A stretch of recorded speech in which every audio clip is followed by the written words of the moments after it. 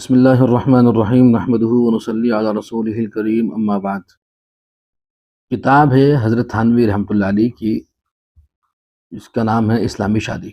اس کتاب کے page number 90 پر بڑی اہم ترین تحریر مرتب ہے، اور تحریر یہ ہے کہ بیوہ انکار کرے تب بھی شفقت اور خیرخواہی کا تقاضا یہ ہے کہ اس کا نکاح کر دیا جائے۔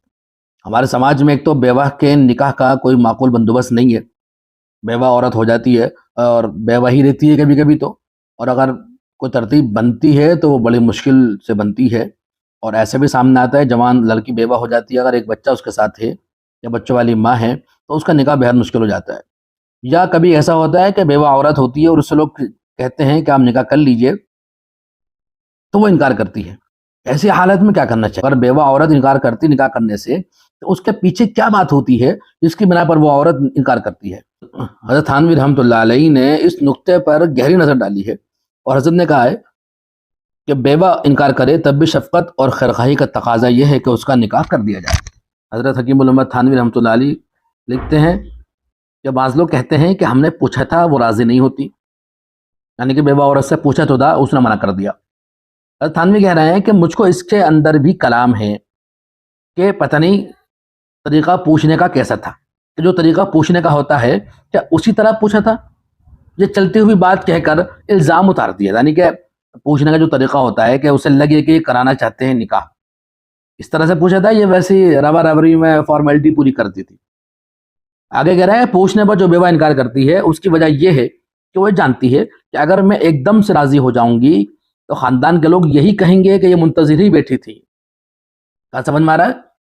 تو بیچاری وہ سماج میں بیوہ تو ہو گئی ہے اور بیوہ کا ٹیگ اس کے اوپر لگ گیا ہے، لیکن وہ یہ جان نہیں کہ اگر میں نے ایک بار میں ہاں کر دی تو سماج تانے دے گا کہ بھئی یہ تو تیار بیٹھی تھی، ہم نے ذرا سا پوچھا اور یہ مان گئی۔ خاوند کو ترس رہی تھی اس لیے ہم نے پوچھا اور فوراً مان گئی، اس میں بدنامی ہوگی، اس لیے بیچاری وہ خاموش رہتی ہے۔ اس خوف سے وہ ظاہراً دکھلانے کے لیے انکار کر دیتی ہے۔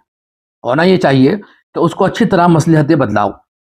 اگر کوئی عورت واقعی منع کر رہی ہے، تیار نہیں ہو رہی ہے، تو اس کو مصلحتیں بتاؤ، اس کے وسوسے رفع کرو، اس کے دل میں جو شکوک و شبہات آ رہے ہیں وہ دور کر دیے جائیں۔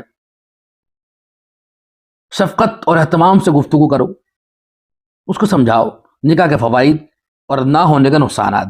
اگر نکاح ہوگا تو کتنے فائدے ہیں کہ آپ کے خرچے کی تنگی حل ہو جائے گی، آپ کی ضروریات پوری ہوتی رہیں گی، اور اگر آپ نکاح نہیں کریں گی تو آپ کو ایک حد تک، ایک مدت تک تو آپ کے گھر والے سنبھال سکتے ہیں، خرچے دے سکتے ہیں، اس کے بعد وہ الجھنے لگیں گے، سگے بھائی تک الجھنے لگتے ہیں، تو اس بیوہ کے لیے زندگی دو مشکل ہو جاتی ہے، دو بھر ہو جاتی ہے۔ تو اس بیوہ کو سمجھانا ہے، نکاح کے فائدے بتانے ہیں اور نکاح نہ ہونے کے نقصانات بھی بتلانے ہیں۔ اگر اس پر بھی وہ راضی نہ ہو تو تم معذور ہو۔ جتنی کوشش آپ کر سکتے ہیں نکاح کرانے کی اتنی کوشش آپ کو کرنی ہے، اور اگر کوشش کرنے کے باوجود بھی وہ نہ مانے تو پھر آپ نے اپنا کام پورا کر لیا ہے، اب آپ پر کوئی مواخذہ نہیں، کوئی پکڑ نہیں ہے۔ لیکن دیکھنے میں آتا ہے کہ اگر بیوہ کے لیے کوشش کی جائے تو وہ نکاح کے لیے تیار ہو جاتی ہیں، اور ان کا نکاح کرنا ضروری اس لیے ہے کہ اگر ان کے اوپر کوئی نگرانی نہیں ہوگی تو ان کے بہکنے کے، ان کے بگڑنے کے آثار نظر آتے ہیں۔ اگر وہی عورت بیوہ جس کا نکاح نہیں ہوا ہے وہ گھر سے باہر نکلنے لگے اپنے گھر کے خرچے پورے کرنے کے لیے، برتن مانجنے کے لیے، کپڑے سینے کے لیے، تو سماج ہی اس پر انگلی اٹھانے لگتا ہے۔ اس لیے اس بیوہ کو سماج کے تانوں سے بچانے کے لیے، لعن طعن سے بچانے کے لیے اس کے نکاح کی فکر کرنا سماج کے رہنے والے ہر فرد کی ذمہ داری ہے، اور اس میں اور اس کار خیر میں ہم سب کو بڑھ چڑھ کر حصہ لینا چاہیے۔ اللہ تعالیٰ عمل کی توفیق عطا فرمائے۔